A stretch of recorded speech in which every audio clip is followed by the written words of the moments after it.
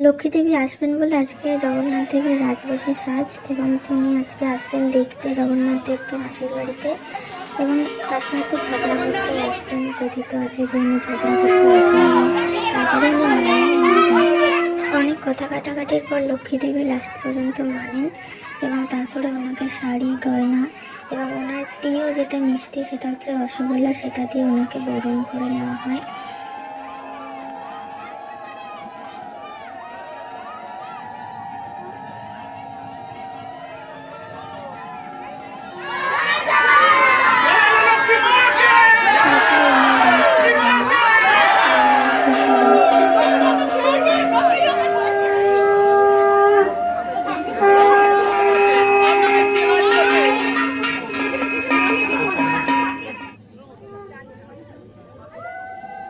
তারপর উনি চলে যান আবার ওনার গৃহে।